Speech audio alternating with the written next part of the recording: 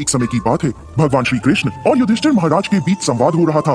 युधिष्ठिर महाराज ने भगवान श्री कृष्ण से कहा, हे केशव, मेरा प्रणाम स्वीकार करें और कृपा आप मुझे चैत्र मास के शुक्ल पक्ष में आने वाली एकादशी के विषय में बताएं। युधिष्ठिर महाराज की बात सुनकर भगवान श्री कृष्ण ने उत्तर दिया, प्रिय युधिष्ठिर महाराज, चैत्र मास के शुक्ल पक्ष में आने वाली इस एकादशी को कामदा एकादशी कहते हैं। इस व्रत का पालन करने से समस्त पाप नष्ट हो जाते हैं और व्रत का पालन करने वालों को पुत्र रत्न की प्राप्ति होती है। इस प्रकार भगवान श्री कृष्ण ने कामदा एकादशी की व्रत कथा कहना प्रारंभ किया। अनेक वर्षों पूर्व रत्नपुर नामक गंधर्वों और किन्नरों के राज्य में उनके राजा पुंडरीक निवास करते थे। गंधर्वों और किन्नरों के इस राज्य में सुख समृद्धि और प्रसन्नता का वास था। इस राज्य में एक श्रेष्ठ अप्सरा ललिता अपने पति गंधर्व ललित के साथ रहती थी। वह दोनों सदा एक दूसरे के प्रेम में लीन रहते थे।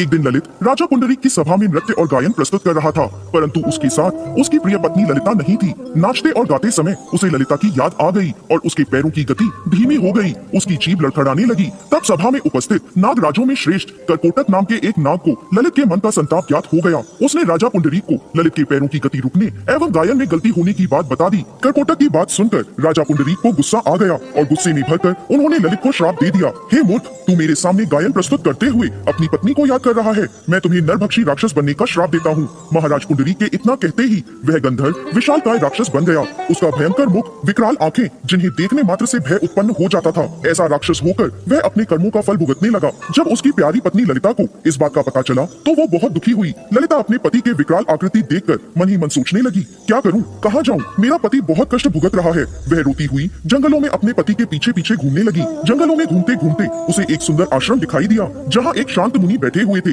ललिता शीघ्र उनके पास गई और मुनि को प्रणाम करके उनके सामने खड़ी हो गई। उस दुखी नारी को देखकर मुनि बोले, तुम कौन हो और यहाँ कैसे आई हो? ललिता ने कहा, हे महामुनि, मेरा नाम ललिता है। मेरे स्वामी अपने पाप दोषों के कारण राक्षस बनकर घने जंगल में भटक रहे हैं। उनकी यह अवस्था मुझसे देखी नहीं जाती। आप मुझे कोई ऐसा उपाय बताएं जिसके प्रभाव से मेरे पति को राक्षस योनि से छुटकारा मिल जाए। मुनिवर बोले, हे पुत्री, इस समय चैत्र मास के शुक्ल पक्ष की कामदा नामक एकादशी है, जो सभी पापों को हरने वाली है और अति उत्तम है। तुम कामदा एकादशी का विधि पूर्वक व्रत करो और व्रत का पुण्य अपने स्वामी को प्रदान करो। पुण्य देने पर क्षण भर में ही उसके सारे दोष दूर हो जाएंगे। मुनि के यह वचन सुनकर ललिता ने कामदा एकादशी का विधिवत व्रत और पूजन किया। पूजन करने के बाद वह उन्हीं ब्राह्मण ऋषि के समीप गई और अपने पति के उद्धार के लिए यह वचन कहने लगी, मैंने जो यह कामदा एकादशी का व्रत किया है, इसके पुण्य के प्रभाव से मेरे पति को राक्षस योनि से मुक्ति मिल जाए। ललिता के इतना कहते ही क्षण भर में ललित का पाप दूर हो गया और उसने पुनः अपने दिव्य देह को धारण कर लिया। वह दोनों पति पत्नी कामदा एकादशी के व्रत के प्रभाव से पहले की अपेक्षा